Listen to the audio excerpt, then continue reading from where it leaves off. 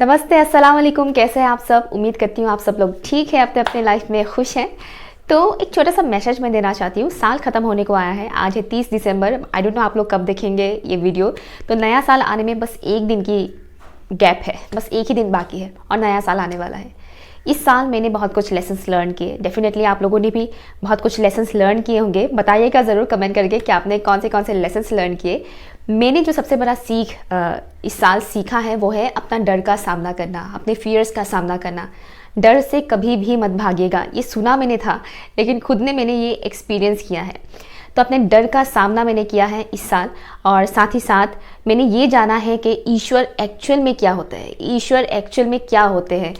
हमने इस दुनिया में कई सारे मज़हब देखे हैं, कई सारे रिलीजन्स देखे हैं, रिलीजियस लोगों को देखा है ना। हमारे आसपास बहुत सारे रिलीजियस लोग हैं, अपने अपने रिलीजन को फॉलो करते हैं।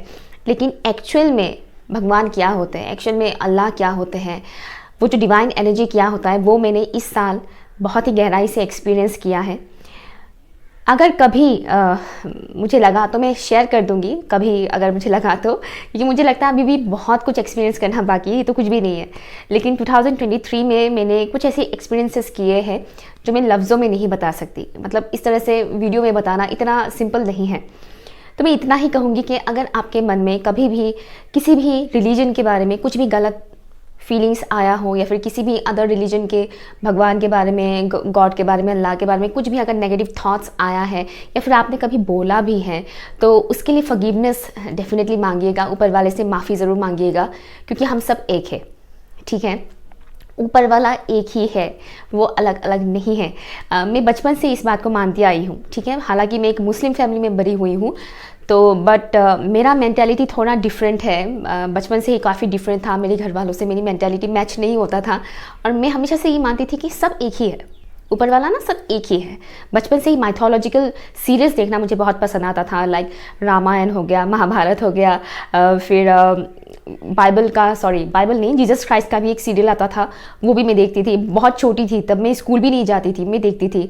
फिर हातिम, इस तरह के कई सारे सीरियल्स आते थे जो माइथोलॉजिकल है, मैं वो देखना बहुत पसंद करती थी। और मेरे माइंड में एक ही चीज़ आता था कि ऊपर वाला एक ही है, एक ही है। आप उसे जिस नाम से भी पुकारो, वो है तो एक ही।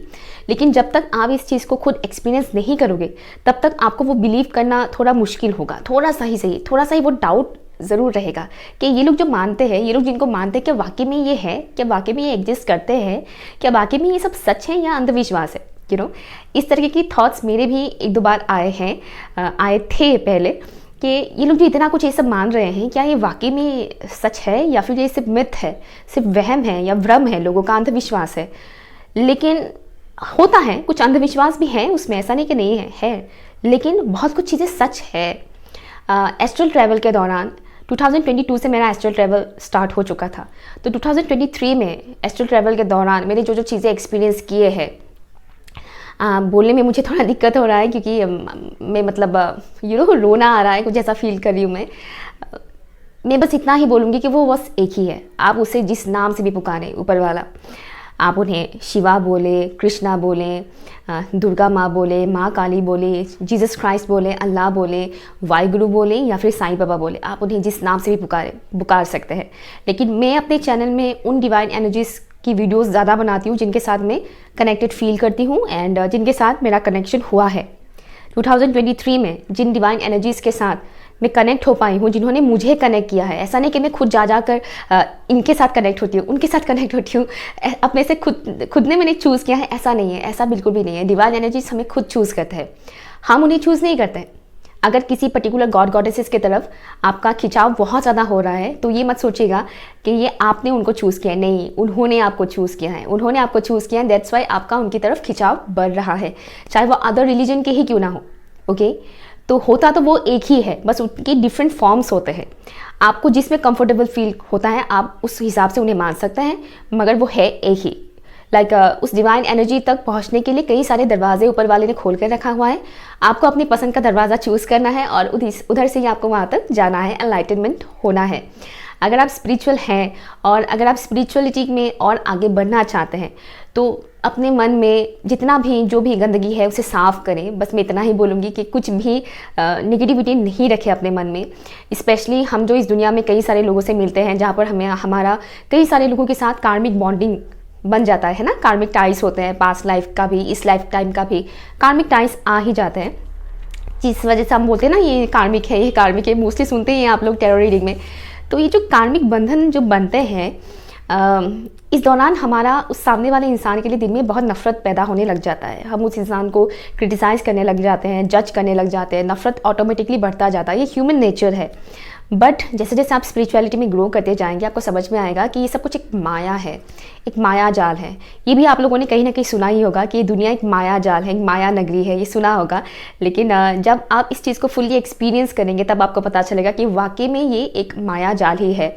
इस माया जाल में हमें जो ज़्यादा गहराई से ढकेलता है वो है हमारा दिमाग, और हमारा जो भी लोअर एनर्जीज होते हैं ना, लाइक गुस्सा हो गया हो, एग्रेशन हो गया हो, कामना, वासना, मोह, लोभ, इस टाइप की जो एनर्जीज होते हैं हमारे अंदर जो होता है, ये एनर्जीज ही हमें इन माया नगरी में बहुत ज़्यादा धकेलता रहता है कि और घुसो इसके अंदर और जाते जाओ, गहराई में इसमें डूब जाओ इस माया जाल में, ताकि निकल ही ना पाओ, एनलाइटनमेंट की तरफ जा ही ना सको। मैं इतना ही कहूँगी कि अपने मन में किसी के लिए भी अगर कुछ भी नफ़रत है, घृणा है, उसे निकाल दीजिए। किसी के लिए भी कोई भी नफ़रत, घृणा मत रखिएगा, ये सब बस एक माया जाल ही है।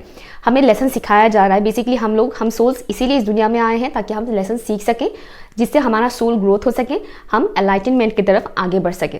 आप अगर ये वीडियो मेरा देख रहे हैं तो आप तक ये मैसेज इसीलिए पहुँचा है ताकि आप भी एनलाइटनमेंट की तरफ आगे बढ़ सकें, आपको भी मोक्ष मिल सके। हम लोग मोक्ष पाना चाहते हैं तो मन साफ होना चाहिए, खुद को इतना स्ट्रांग बनाओ कि बड़ी से बड़ी मुश्किलों का सामना कर सको, खुद को इतना स्ट्रांग बनाओ कि किसी के भी सामने तुम्हें डरना ना पड़े, चाहे वो इंसान हो या भूत प्रेत हो।